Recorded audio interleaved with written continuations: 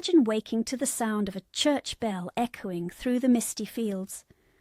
The scent of wood smoke and damp earth fills the air, and as you pull on your rough woolen tunic, the village stirs to life. This is England, not the world of kings and knights, but of ploughmen, milkmaids and blacksmiths. I'm Professor Amelia Harcourt, your guide to the lives and cultures of the past. At Digging Deep Histories, we combine human scholarship and digital creativity to reveal how people once lived, worked and celebrated. Today we're spending a day in a medieval village from dawn to dusk, uncovering how ordinary people worked, worshipped and found moments of joy amid the hardship. If you love learning about Britain's hidden past, don't forget to like this video, subscribe to the channel and ring the bell so you never miss a journey into history. The medieval village. Our story begins around the 13th century, the High Middle Ages, when most of England's population lived in small agricultural communities. A typical village might have 50 to 100 people, clustered around a church, a manor house, and a handful of timber-framed cottages. Dirt tracks wound between them, and beyond lay the open fields divided into long strips of land, farmed by villagers in common. These weren't isolated outposts. They were deeply connected ecosystems of labour, faith and custom. Each villager knew their role, and every sunrise brought duties that tied them to the land and to one another. Morning. Work begins. The medieval day began early. As soon as the first light appeared, the cockerel crowed, and men and women set out for the fields.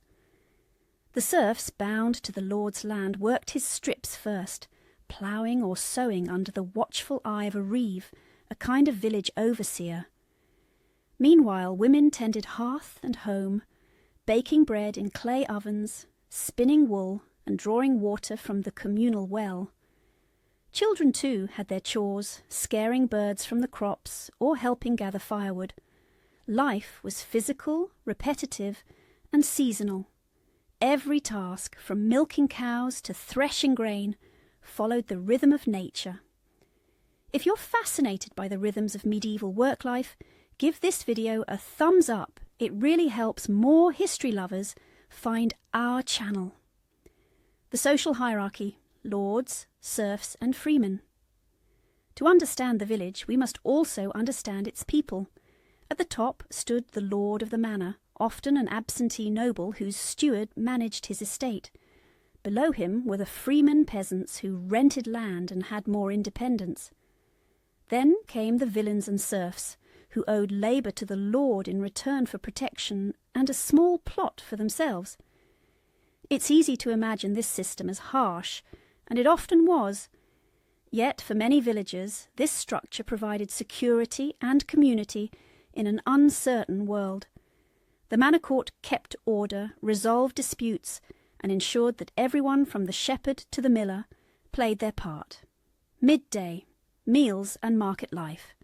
By midday, work paused for a simple meal. Bread, pottage, a thick vegetable stew and ale were staples. Meat was a rare luxury, usually eaten only on feast days or if a lord permitted a successful hunt. Markets, held weekly or monthly, were the heartbeat of village commerce. Here, farmers traded eggs, wool and hides. Women sold butter and cheese. It was also a place of gossip and laughter, a social break in a life otherwise ruled by obligation. And for those curious, no, medieval ale wasn't just for merrymaking. It was safer to drink than water, which was often contaminated. Even children drank a weak version known as small beer. So yes, in a sense, Britain's villages ran on barley and bread. Faith and the church, the soul of the village. At the heart of every village stood the church, both literally and spiritually. Faith wasn't a Sunday affair, it was woven into every moment. The church calendar dictated the seasons from Lent's fasting to Christmas feasts. Life was marked by religious rituals, baptism, marriage, confession, and burial. For the poor, faith offered hope and explanation. Droughts, plagues, or failed harvests were seen as God's will, while good fortune was a blessing to be shared. Monks and priests were not just spiritual leaders. They recorded local life, preserved knowledge, and educated a handful of boys who might rise beyond the village. If this glimpse into medieval faith fascinates you, leave a comment below. What part of medieval village life would you most like to experience for a day? Leisure, love, and laughter. Despite the hard labour, medieval villages weren't joyless. Festivals and holy days offered respite, the chance to dance, feast, and play. Games like quoits, a kind of ring toss, archery contests, and morris dancing were popular. Storytelling and ballads filled long winter evenings, and the alehouse became the village's informal gathering place. Courtship, too, had its customs. Fairs and churchyards often saw flirtations bloom into marriage arrangements that balanced love, land, and family alliances. Even the poorest found reasons to smile. Laughter, after all, costs nothing. Hardship and survival. Of course, not every day was bright. Famine, disease, and taxation often struck without warning.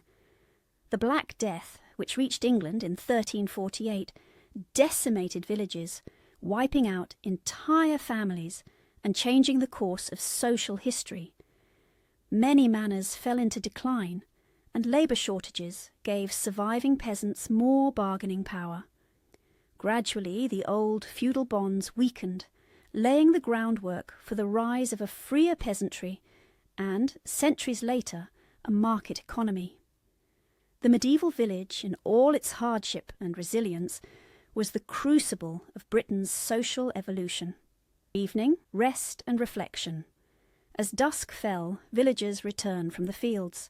Smoke rose from thatched roofs, children played by the hearth, and the church bell tolled once more. Meals were simple: bread, cheese, perhaps a little bacon, and then prayers before sleep. Without modern light, life followed the sun's rhythm. The darkness brought peace, and perhaps dreams of better harvests to come. What strikes me most is the balance between struggle and joy, duty and devotion. The medieval village was not just a place of toil. It was a world rich in meaning, ritual, and human connection. The legacy of the medieval village. Many English villages today still follow the footprints of those medieval fields, the church at the centre, winding lanes, and place names that whisper of their past. Our language, festivals, and even mealtimes still bear traces of that era. The idea of community, of working the land together and sharing in its fruits, remains one of Britain's oldest and most enduring values. It reminds us that history isn't just found in castles and kings. It lives in the soil beneath our feet and the stories of ordinary people. If you enjoyed this journey into medieval village life, please like this video, subscribe, and share it with a friend who loves British history. And tell us in the comments, would you have survived a day in a medieval village? Until next time, I'm Professor Amelia Harcourt. Thank you for joining me here on Digging Deep Histories. If you love discovering how people once lived, learned, and loved, there's so much more of history's human side to explore.